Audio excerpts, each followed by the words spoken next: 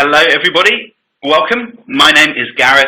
I'm from WVR Insights, and I'd like to welcome you to today's webinar, AI-powered, cloud-native, and data-driven technology in procurement and supply chain. We have a great and very entertaining panel of speakers for you today. But before I hand over to the panel, I'd just like to take you through a few housekeeping items. The windows you see in front of you on the webinar platform are customizable, so feel free to drag and drop them wherever you feel is most convenient.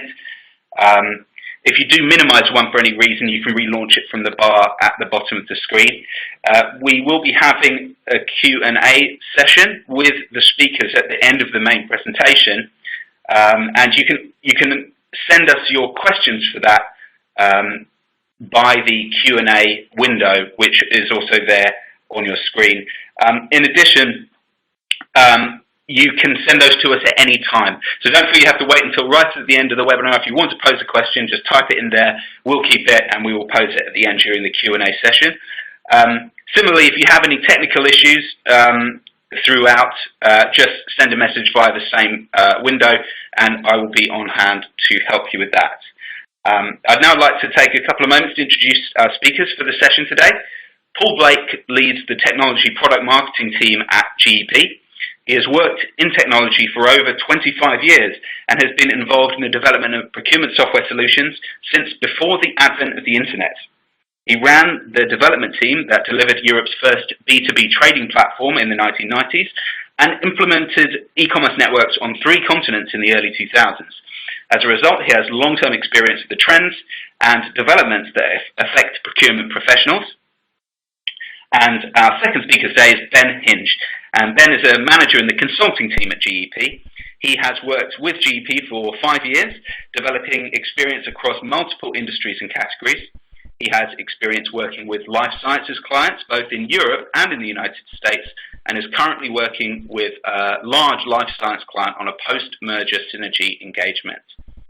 So thank you once again for joining us. I will now hand over to Paul and Ben to begin the presentation. Paul and Ben, over to you. Fantastic. Thanks, Gareth, for the introduction, and welcome everybody. And thanks for joining us here today. This is Ben Hinge speaking. So, as Gareth mentioned, I'm a manager in GEP's consulting practice. It's a pleasure to be with you. So as we going to start today's discussion, one of the things I'd like to talk through just very quickly is GEP's kind of experience in this area. So this is a key industry for GEP, has been along our 20-year history. We're the market leader in procurement and supply chain solutions in the industry.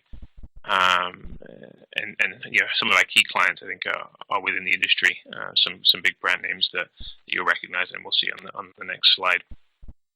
Really have kind of a breadth and depth of experience in this space, and it's from that we've drawn the insights that hopefully Paul and I can share with you today. As we think about life sciences, pharmaceuticals, and particularly mergers and acquisitions and things like that, there's a lot of kind of industry trends that we see developing. On the slide here, on the left side, the key industry challenges. There's 5 there that we've called out as probably some of the biggest that we see. Things like innovating new therapies to deliver to customers.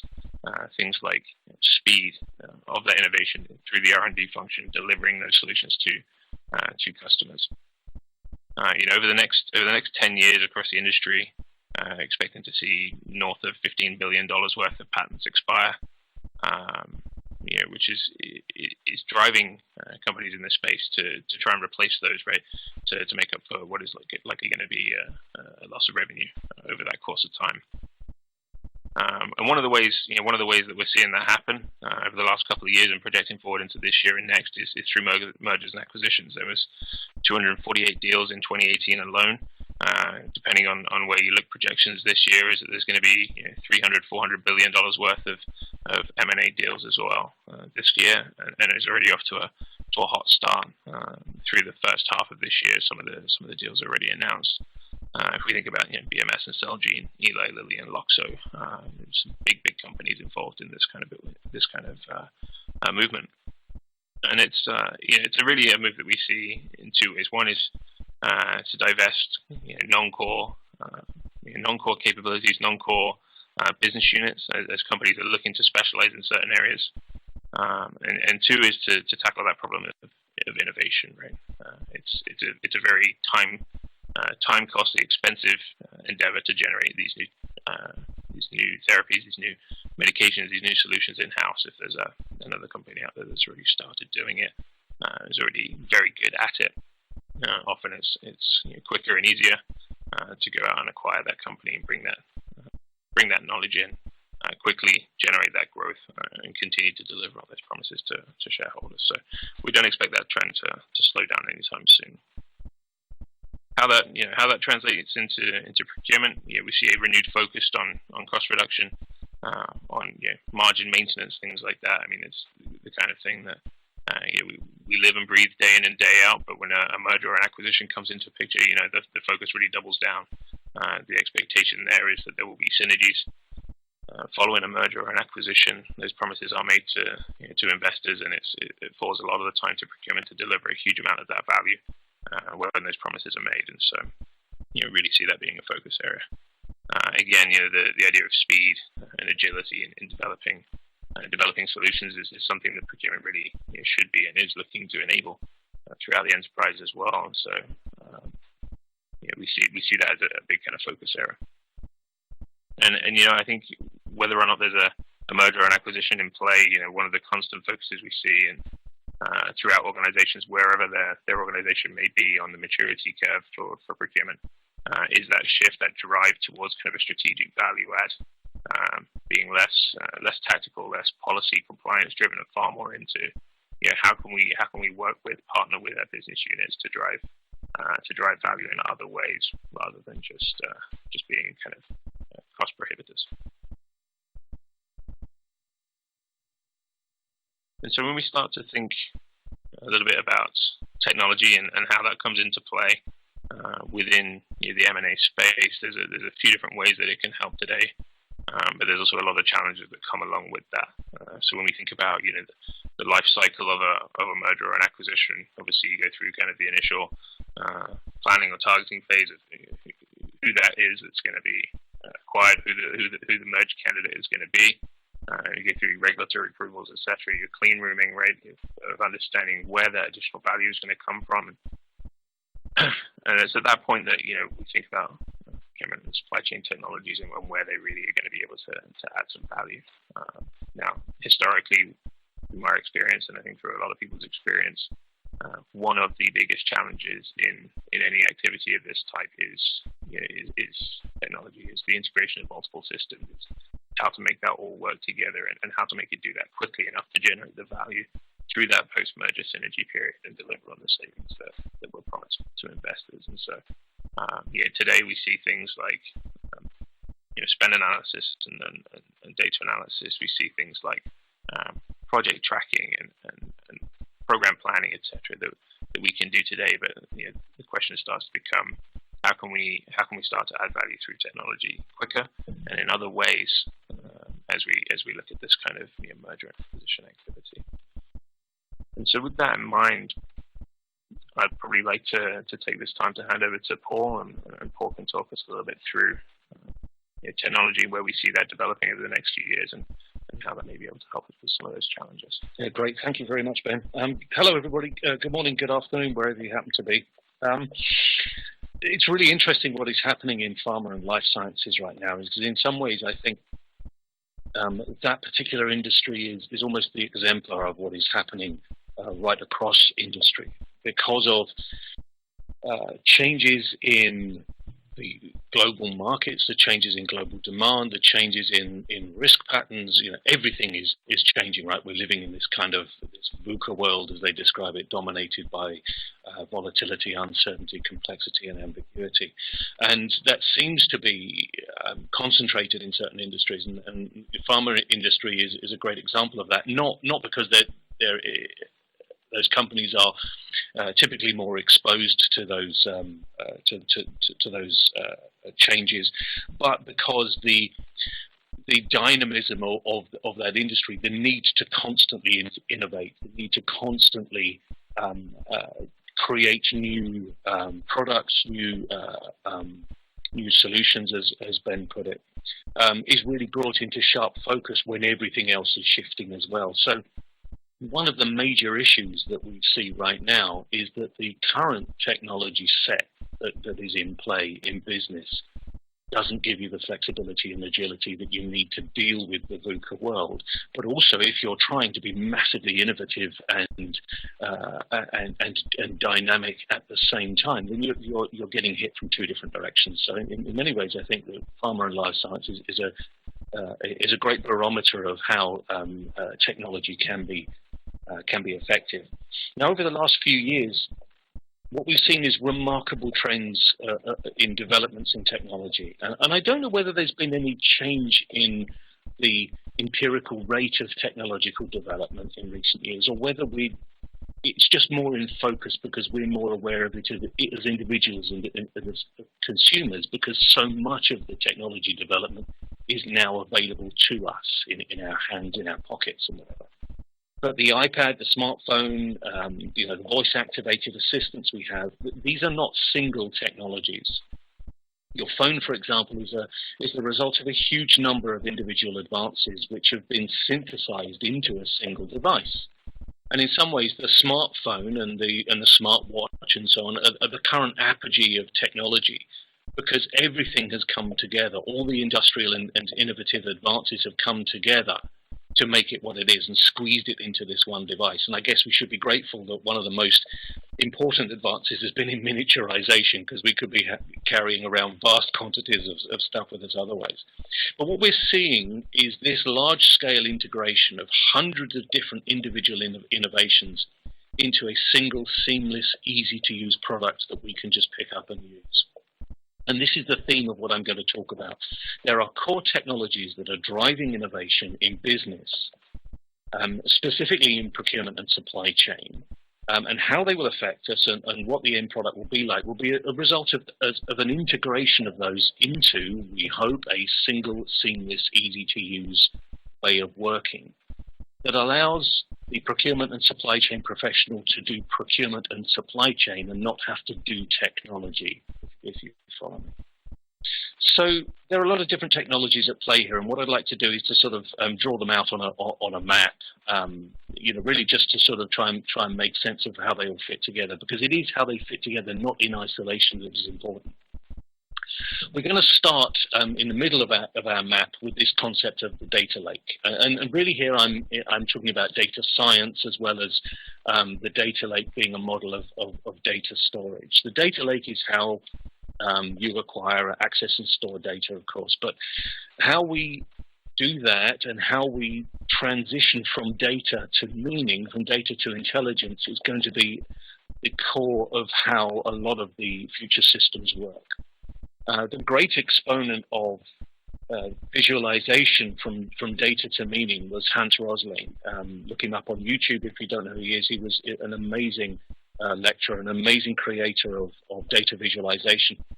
And he said the world cannot be understood without numbers, but the world cannot be understood with numbers alone. And I think that's a great thing to have in mind, particularly also when we're thinking about how we transform procurement value using technology. Ben and the rest of his colleagues in the industry will tell you that procurement transformation cannot be done without software, but you cannot do it with software alone. It's all about change management. It's all about people. So how people use this technology is going to be important. And advances in data science are delivering the means for us to trawl the vast quantities of data and to fish for nuggets of gold, if you'll excuse the kind of mixed metaphor. So this is why the notion of a data lake is quite useful. Is it just a buzzword? Are we just saying data lake now because we got tired of saying data warehouse? Not really. And it's a good parallel, actually, or a good comparison to make. If a data warehouse was all about storing structured and packaged data from different source systems in a highly ordered and easy to get at way, just like a real warehouse, then a data lake is about having all of the different sources pour all of their data into a single pot, unchanged, unprocessed, in a single repository. And then, just like a lake, the processing of the data happens when you take the data out. And it's this change of how data is acquired and stored and then processed in real time that is going to make a significant difference, because built on top of the data lake are, a couple of key technologies, which are artificial intelligence and advanced analytics. And these three things don't stand alone. They are totally interoperable, and they're totally interlinked. And the structuring of data on its way out of a data lake can only be done through a combination of very advanced data science using artificial intelligence and some pretty hefty computing power underneath. What this means practically is that we will be able to start thinking about asking different types of questions entirely.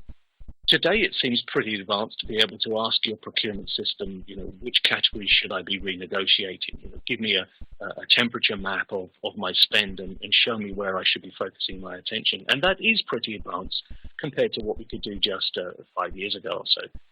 But in the future, we will be able to ask a different type of question. Perhaps, should I be renegotiating categories, or should I be doing something else?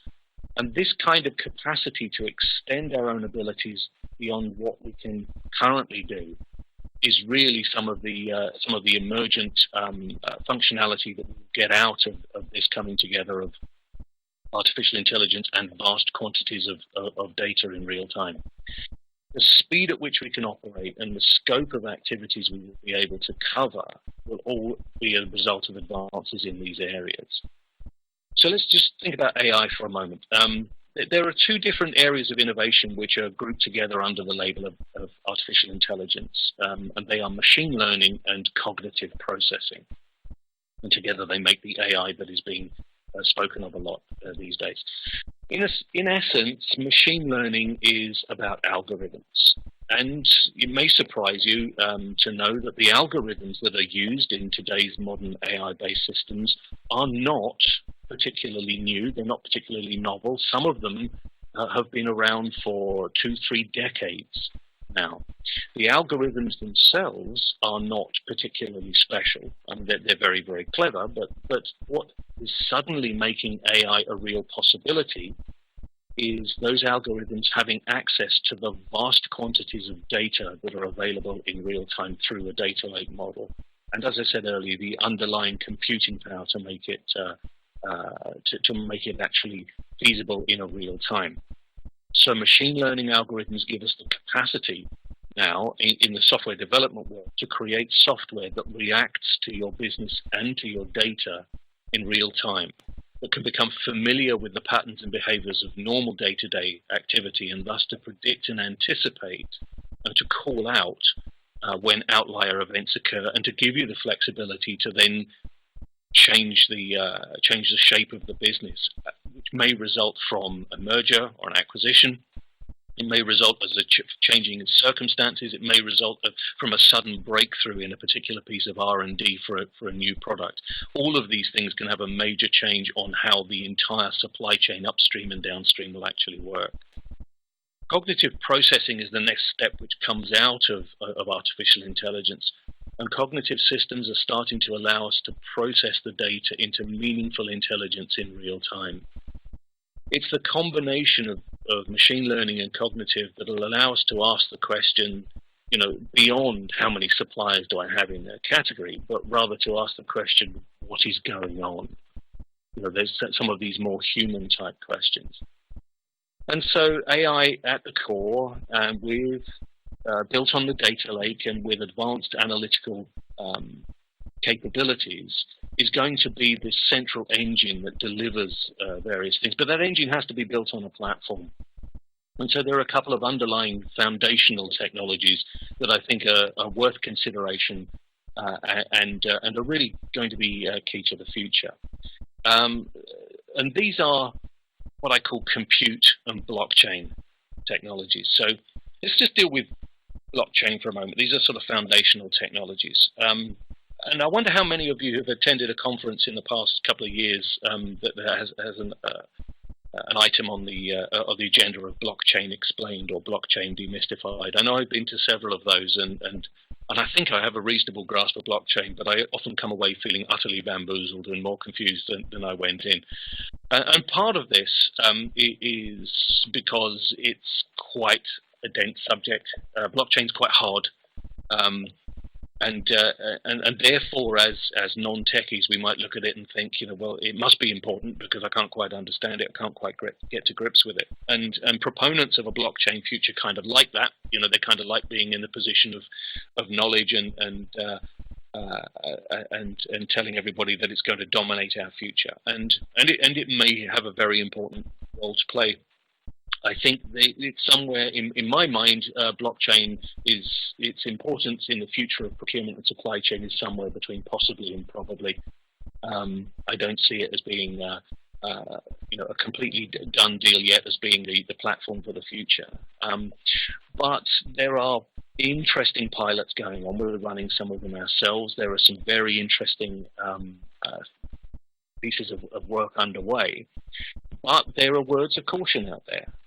At the Application Strategy Summit run by Gartner at the back end of last year, one of the analysts, Mark Horvath, said, by 2020, at least one catastrophic exploited vulnerability will disrupt a major blockchain platform, causing significant financial damage.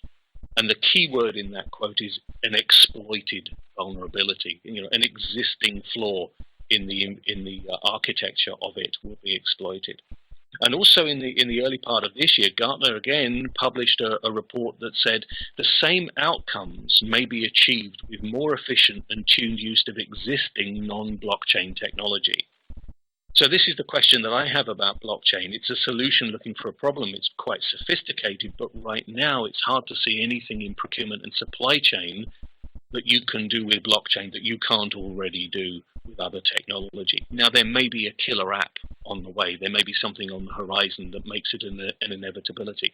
But I think more likely what we're going to see is it start to become integrated as a foundational layer technology akin to the internet protocol or packet switching or whatever it happens to be, things that we really don't know anything about or care about these days because they're just there and they're providing the security, the underlying infrastructure of what we're doing. So your technology provider should care deeply about blockchain as we do it at GEP. They should be investigating it, they should be trialing it and playing with it and looking for ways to make it different. From the point of view of a procurement and supply chain professional, my advice is don't worry about it, but be aware of it and ask your technology provider what they are doing and what plans that they have. The other key foundational technology here is I put under the compute banner here with a little picture of IBM's prototype quantum computer. Computing power is the key to make all of this possible, because as I said earlier, the artificial intelligence algorithms, the cognitive systems, ally them to these vast quantities of data collected in real time from across the world and across the enterprise. You can't do anything with it unless you have a huge amount of computing power available in real time to crunch all of that and to distill the data into meaningful, useful nuggets of gold, as I said.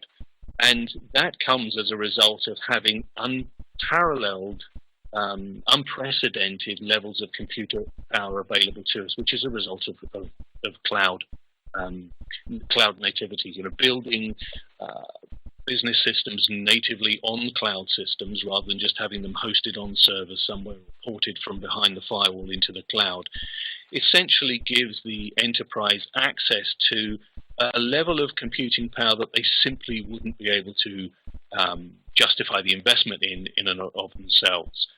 What we're seeing right now with our cloud platform is that our customers are able to scale dynamically the amount of computing power that is available to deal with upticks in demand and increases and decreases in user activity in a way that is completely transparent and completely non-impactful to the business, but makes a huge difference in scaling the services and resources available to them.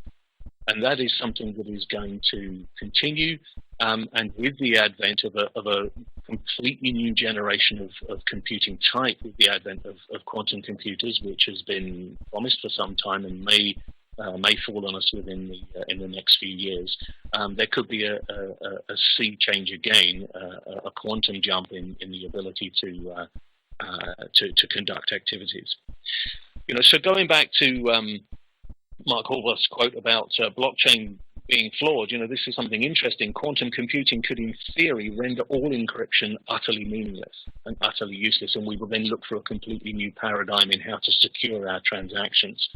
And so there is, again, a slight question mark against some of the current encryption technologies like blockchain and their utility for the future, but it's a complex area. So emerging from this new platform built around AI, built around data, and really data is the key to all of this, there are going to be some new capabilities that simply haven't been available to us in the past. And the first of these is a pairing of what I call digital twins and autonomy. I don't call them digital twins, I call it as a pairing of digital twins and autonomy. The digital twin is a concept that is going to heavily influence everything in the future in our businesses. In short, it is the ultimate simulation. A digital twin is a computer-based model fed in real time via the Internet of Things, the sensors, all of the data inputs across the industry arriving into the data lake. And it will allow us to extrapolate into multiple different futures to foresee outcomes long before they arrive in different models of how our business might look. An entire organization, entire pharma life science organization could be modeled as a digital twin. And simulations run in that digital twin to say, what if this candidate drug is successful? What if this one is successful? What are the demands going to be? What are the requirements for raw materials going to be? What is the likely market uptake of this particular therapy or against that? And what are the impacts of different regulatory changes, different the mood in social media? What are these things going to mean to us in terms of bringing a new product to market? And all of this will be able to be modeled and tested and prototyped in a digital twin environment. So the exemplar of this today is with the airlines. They have digital twins of individual engine, an entire existing engine on an existing aircraft exists as a digital twin and is fed in real time from all of the sensors and all the information systems that are connected live to that engine. And the engineers can therefore use that model to predict component failure, to predict wear, to look at efficiency settings, and to actively tweak the operation of that engine in real time, mid-flight, to ensure that it's getting maximum capacity and maximum usage. And that is exactly the kind of thing which we can look to extrapolate into the rest of our business, particularly in supply chain. And I'll talk about that in a little while. Autonomy, the poster child for autonomy, is of course the driverless car. Autonomous systems differ from drones in that they don't require the remote presence of a controller. And if you think about in terms of the military use of these kind of technologies, the difference between a drone and an autonomous system is very apparent and very stark. There's a lot of unsettled thinking right now about the use of drones in the field, in operations, in theatre, by the military. But imagine how we would feel if actually those systems were autonomous. They were robotic flying weapons platforms. On the one hand, you have a small room of pilots and strategists acting at a distance, projecting their decision via a drone, but on the other, you're leaving all of the executive decision in the hands of an algorithm, effectively. So it's the social, political, and of course insurance implications that are holding back autonomy. Autonomous cars, probably work fine right now, but we're not ready for them on our roads because the rest of us aren't fine. The rest of us don't drive in that way. And therefore, there are a whole series of different social and political, as I said, and of course commercial reasons why it takes time for these things to come to fruition. One statistic I heard was that in 2015 there were over 6.3 million vehicle accidents in the United States alone.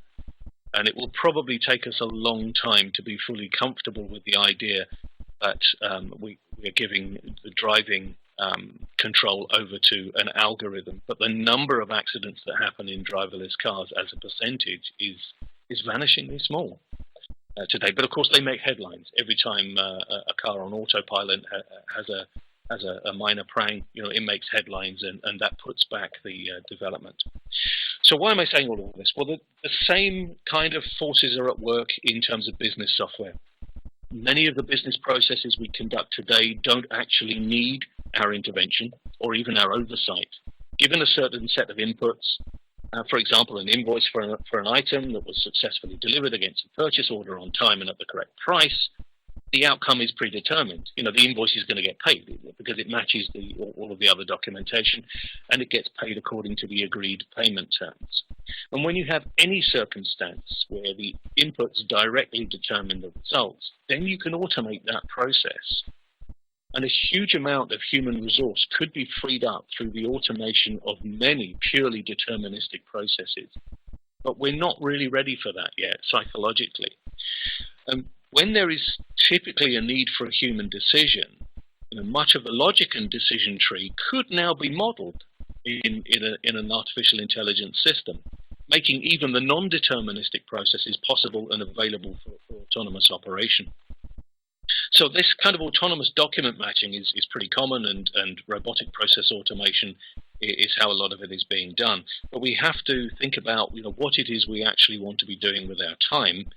And most importantly, I think the key thing is to look at human resources not as something you can replace with automation, with autonomous systems, but something that you can free up to do things that are currently not available and not possible to be done by human beings. And that's why a lot of the technology that is being developed right now could serve to provide a different type of capacity for human beings to act. So if we think about things like risk mitigation, understanding supplier relationships better, managing a more complex and more volatile supply chain, these things will certainly for the foreseeable future require human intelligence. And yet we're struggling with a lot of these things right now because we don't have the bandwidth. Procurement and supply chain operations are not increasing in size. We're not getting additional resources. So how are we going to address the volatility and the uncertainty of the future? I think we can do that by using the human resources we have to focus on that and automating some of the things that we are currently doing. Building on top of how we work with the software comes the transformed experience that we have. If blockchain and computer, the deep undergrowth of technology detail, then the conversation is right up front and center. It becomes our interface with the world through the software, and thus almost our entire experience of the procurement and supply chain workspace. Making the interface conversational can quite literally change how we work. Today in our private lives, we can conduct the same piece of business, ordering something, ordering some food or a commodity. We can do that with a phone call, we can do it with an app, through a website, or we can do it with a phone conversation, a voice conversation with a device. We can ask our Alexa or Siri or Cortana for whatever we want. And so these multiple channels are merging into a single experience, just as the various technologies are merging into single devices. In procurement practice, we're moving away from being tied to a single device or a single system. Even if that's the highly portable laptop, we can now conduct our business wherever we are and however we choose to access the cloud.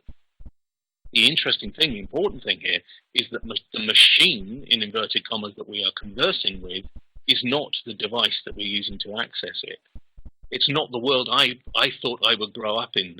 When I was growing up in the 1970s, I thought the robots I would be talking to in my home would actually be there, would actually be humanoid, and the processing the brain would be in the machine. But of course it's not. My Alexa devices are just speakers and microphones. The robot is in the cloud. And that paradigm shift in how we physically interact drives changes in how we actually interact with the world around us. What I mean by that is because we can now talk to our procurement software, we do, and in doing so, we start to think about what we might ask it to do in ways that didn't seem possible when we were tied to a key-based input. There is a different psychological difference in what we expect to be able to do once we change the way in which we actually work. And there are some findings looking at these conversational devices that show this up in very stark terms.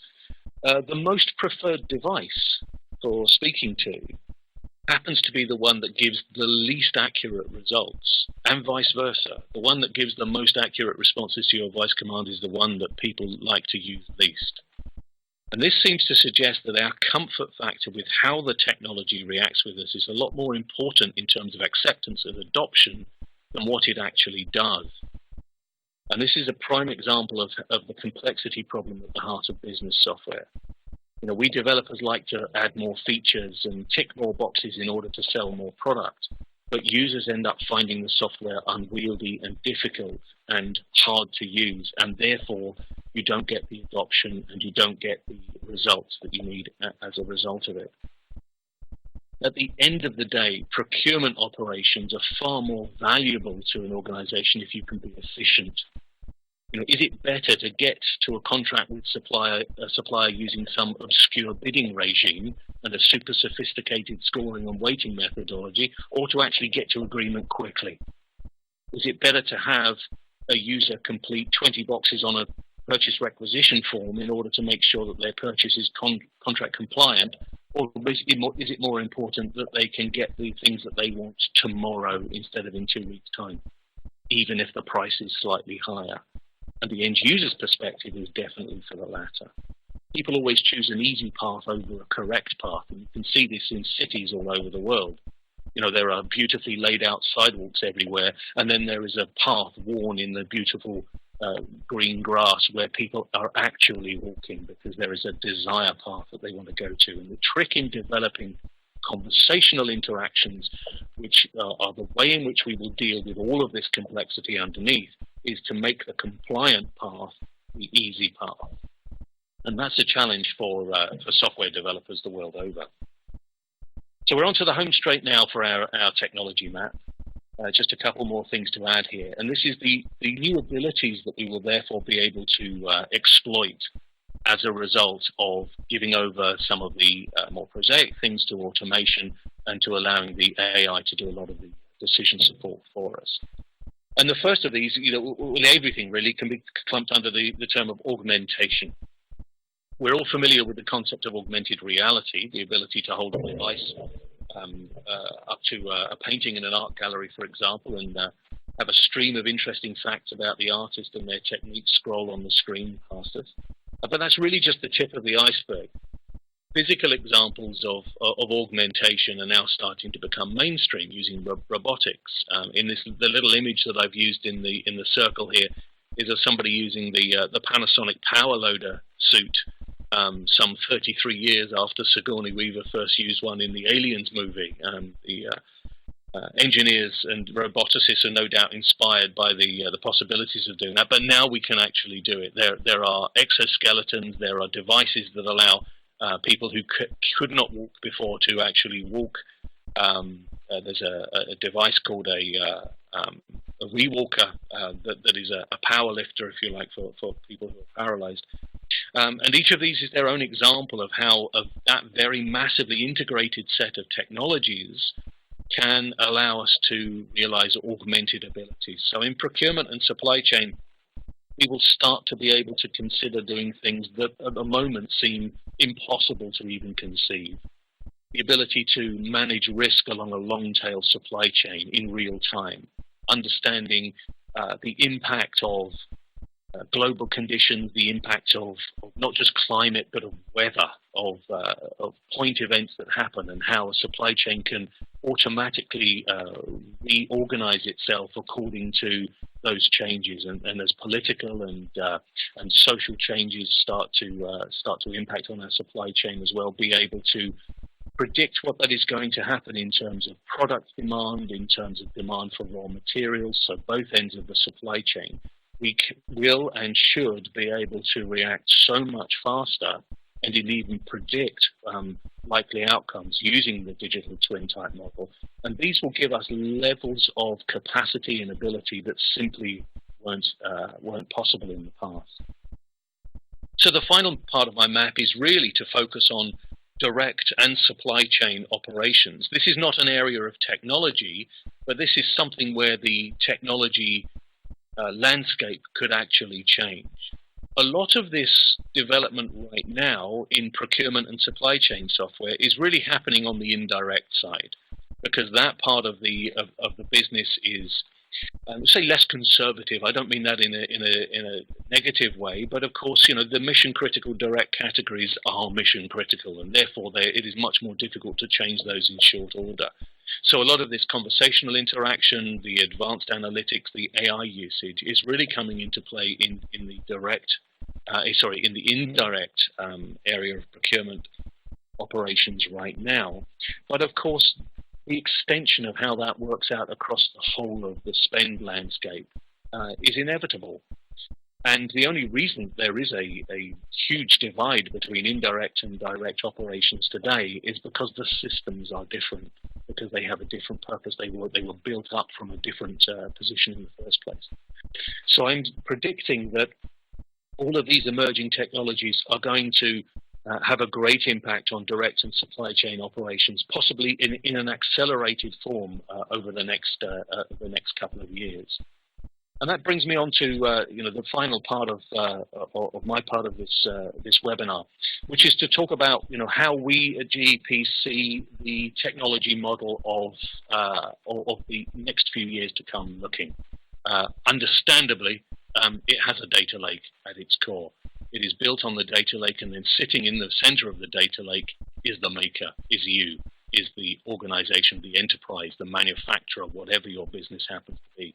And all of the data you produce, all the data you acquire from across the whole operation is in that data lake available to you. And you have to interface with that data in order to operate the core business of manufacturing and planning and logistics and inventory management. And that will be mediated through a technology set that includes artificial intelligence based on machine learning. The Internet of Things across your organization will feed your data lake with all of that real-time information of what is going on. And potentially blockchain transactions will form part of that model as well. But of course, that doesn't exist in isolation.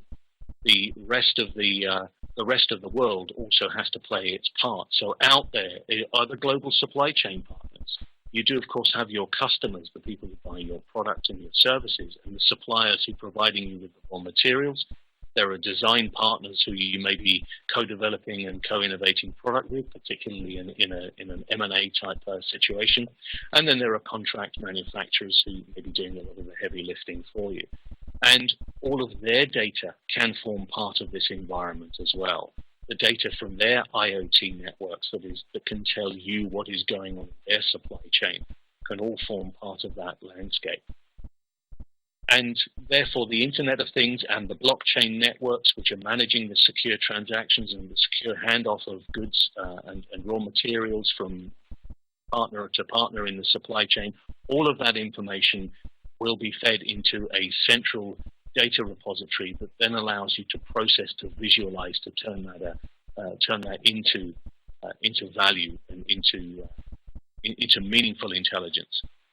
But it doesn't stop there, of course. There are these external data feeds which are starting to become critical to us. Information about financial markets and the weather and social trends, all of the information from social feeds will all form part of that core intelligence set to allow us to build the meaningful output. And this is a model that we call the cognitive supply nexus. This is our prediction of what the future of procurement and supply technology will look like at a schematic level.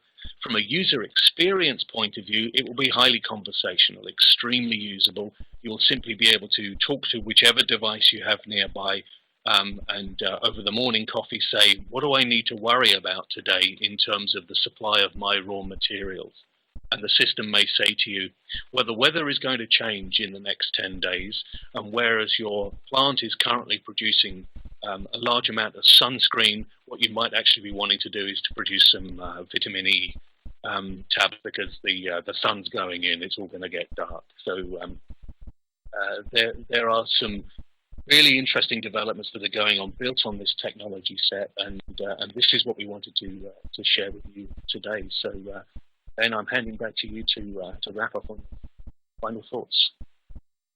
Yeah, thanks, Paul. And from my perspective, what I'll say is, in interacting with clients and thinking about some of the, like you mentioned, the practical applications of technology like this, I think the possibilities are approaching endless and incredibly exciting.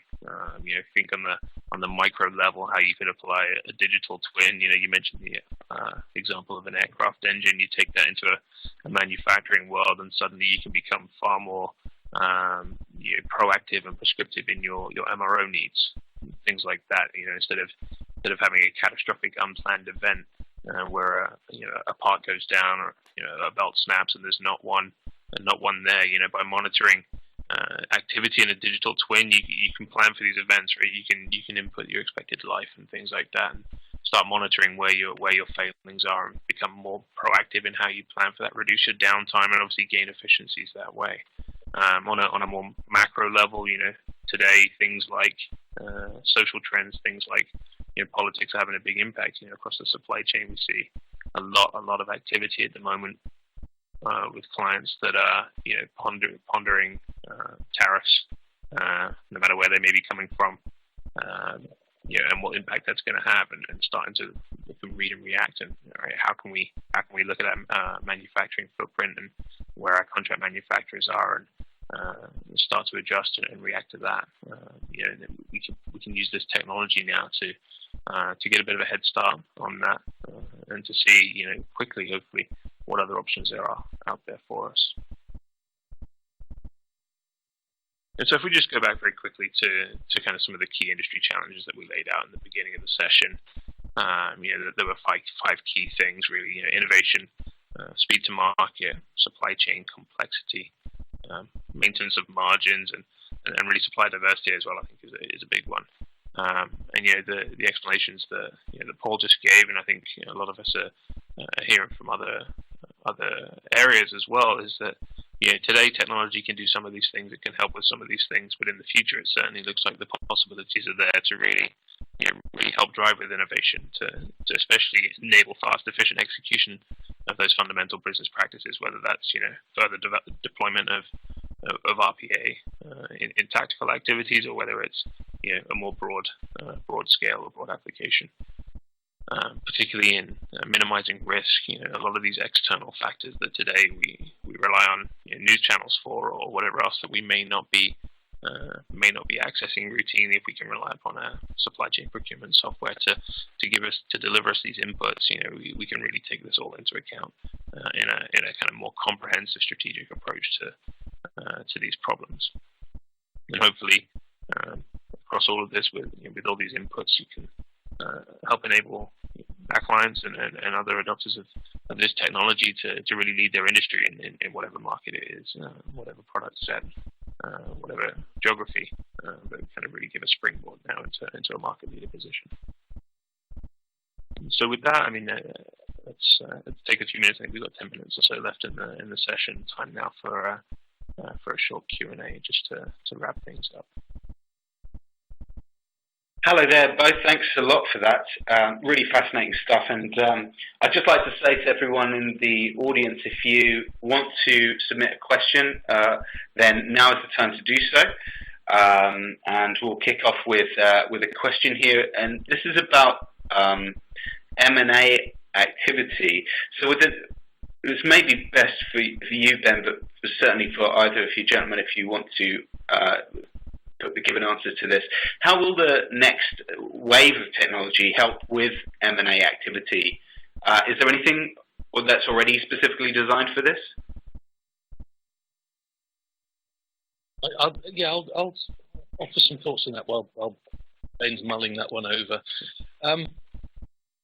The interesting thing about this, the data lake model, is that it requires less work in many ways to combine different systems together.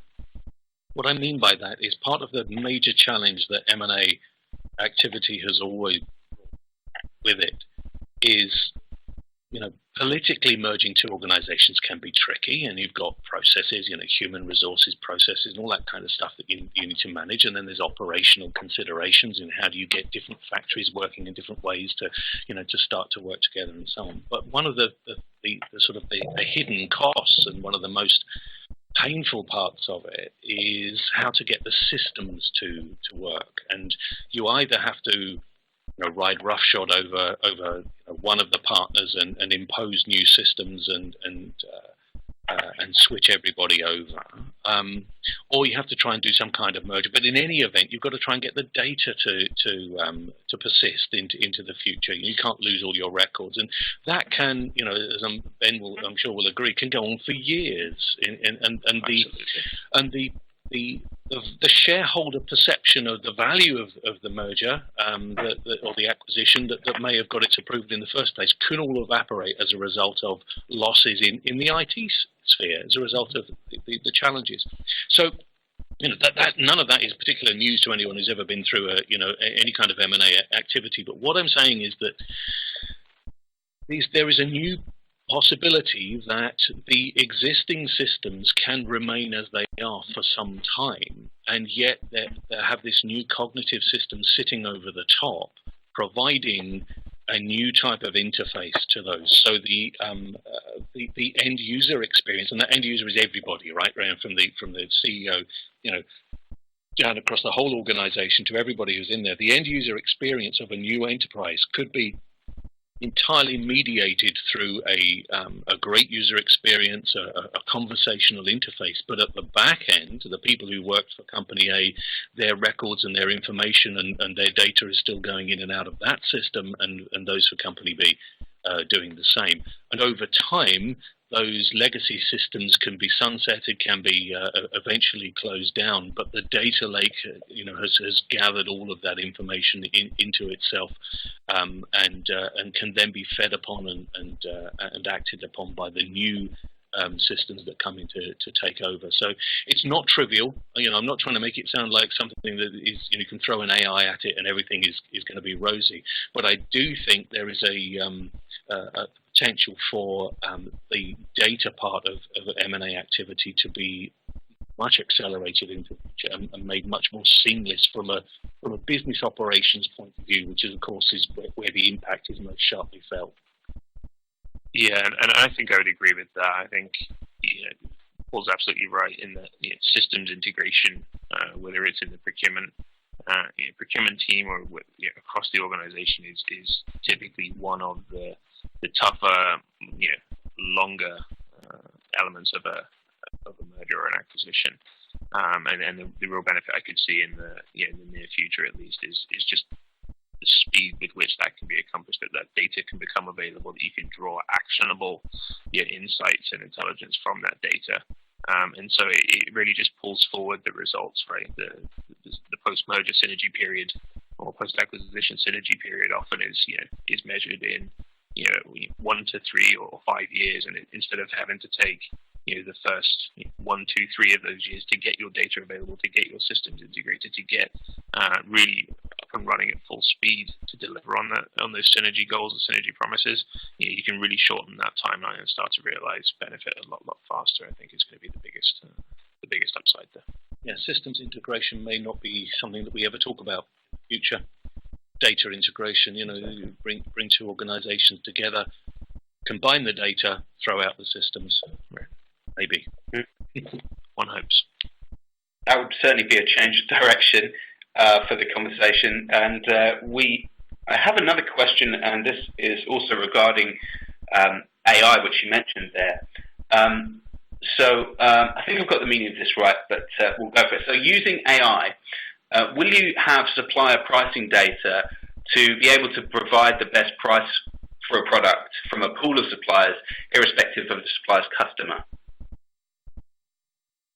Yes, I mean this is a very exciting area of development right now. An example of that is called should cost modeling, which is something that is we're seeing some really cool things happening in this area right now. Because if you're trying to put together a new product or a new therapy, or you need to know what are the various inputs to that and what the likely cost of those are going to be in order for you to build these different models. And this is part of this kind of digital twin approach, where you can model different variants of your potential product and look at what it should cost.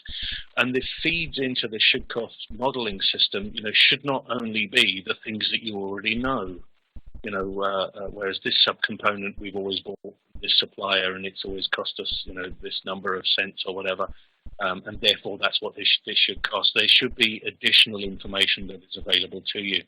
And part of the exciting thing that comes out of the data model is that you're not restricted in acquiring and storing and processing data that you already have. So market index data, publicly available supplier price lists, all of this kind of information or pricing information, commodity information that suppliers choose to share with the market as part of their go-to-market strategy can all be made available to the should cost modeling engine. And we're actually seeing that working very well right now in that organizations can start to put together a model of what a product or a therapy, for example, might look like, and then to run that through the should cost modeling system, and for that to be based on data that's coming in from third-party sources without any mediation through the enterprise systems itself. So the market indices for raw materials are the perfect example of that. So if you're building a product out of steel, then your should cost model is going to be based on the steel market index for the different territories in which you plan to build, and then of course all the various shipping prices and all the various different variables that exist within that. So that's a very exciting area of development right now, and we're seeing really remarkable acceleration of that becoming productized, that model becoming productized. We have a should cost model function available right now today that is working based on these third-party data feeds, and hand on heart, we didn't have it 6 months ago, and that's a new type of paradigm in bringing this functionality to market. Exciting times. That's great. Thank you very much for that. Really fascinating stuff. And but I think I'm going to have to call an end to the webinar there, as we have run out of our allotted time. So I would like to say thank you to everyone in the audience, and I would also like to thank Paul and Ben and the rest of the team at GEP for joining us today. If you'd like to take a look at the resource center in front of you there, we have a number of resources from GEP, access to the knowledge bank, which is full of interesting stuff. So feel free to register for that or download some of those reports. But that is all the time we have for today. So once again, thanks very much to the panelists. Thanks to you, our audience, and we will see you next time. Thank you very much.